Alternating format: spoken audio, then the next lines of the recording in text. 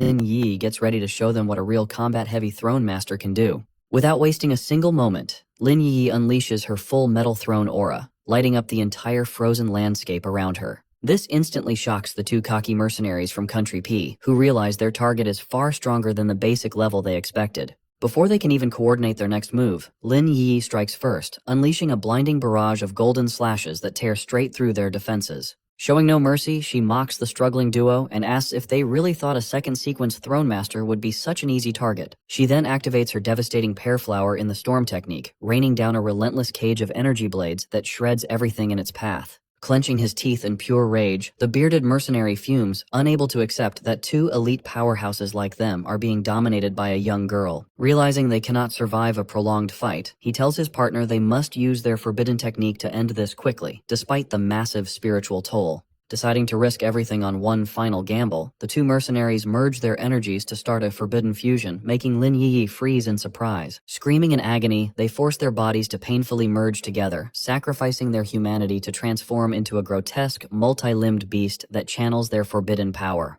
Unleashing their ultimate secret technique, the beast's tongue turns into a colossal white serpent that lunges forward, swallowing Lin Yi whole as the monster roars in celebration. Trapped inside the dark, fleshy depths, Lin Yi feels disgusted as she realizes this serpent isn't a simple spell, but a real, mutated beast, born from their chaotic fusion. However, her metal throne dismisses the enemy's technique as a cheap trick, urging her to focus and reminding her that she has barely tapped into her own godlike potential. Taking this advice to heart, she unleashes a massive surge of metallic energy from within, causing the giant serpent to violently detonate before the enemies can even react. As the smoke clears, Lin Yi floats calmly above the wreckage, easily extracting the cores of both stolen second sequence thrones from her vaporized enemies. She immediately begins absorbing these stolen powers, which integrate smoothly into her system since the acquired thrones share the same sequence as her own. Feeling her entire body heat up with surging spiritual energy, she realizes this massive influx is about to trigger a sudden breakthrough. Opening her eyes, she successfully shatters her limits and ascends straight into the legendary Divine Moon realm. Meanwhile, inside the top-secret Z-Nation conference room, President Ye Xiao informs the council that Country A has just produced 2 new throne masters in the Rising Sun realm. Hearing this, Fang Yi notes that, as it stands, only himself, President Ye Xiao, and Elder Wu represent their nation's absolute peak in the Divine Moon realm.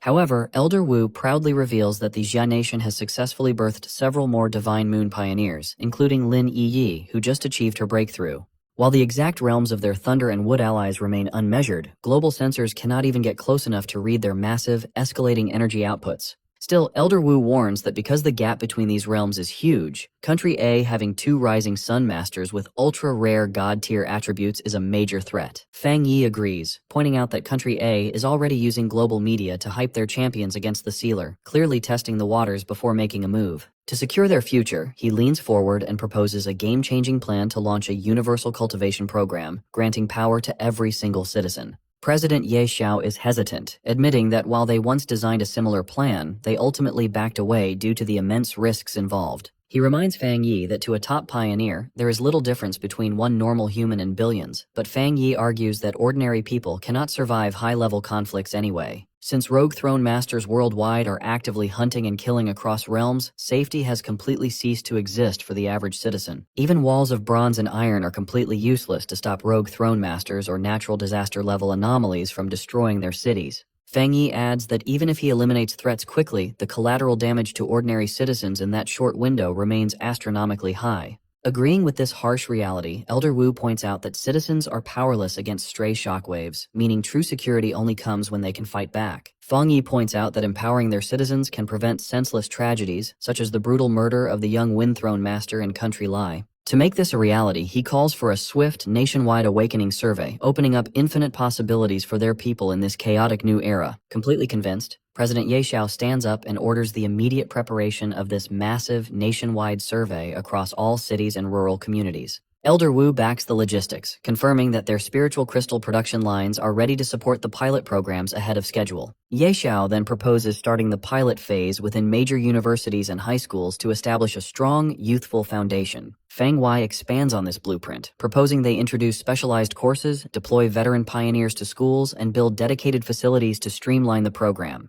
President Ye Xiao agrees, emphasizing that this new organization must focus strictly on systematic training, keeping its educational duties distinct from the combat-focused Spirit Association. To seal the deal, Elder Wu officially proposes naming this brand new governing body the Spiritual Education Department. Soon after, the historic decree is broadcast across every city, officially launching the plan and rebranding all pioneers as cultivators as citizens receive their recruitment notices. With the new Spiritual Education Department beginning its structured pilot recruitment to train talent, the dangerous era of unorganized cultivation ends, and a bold new chapter officially begins.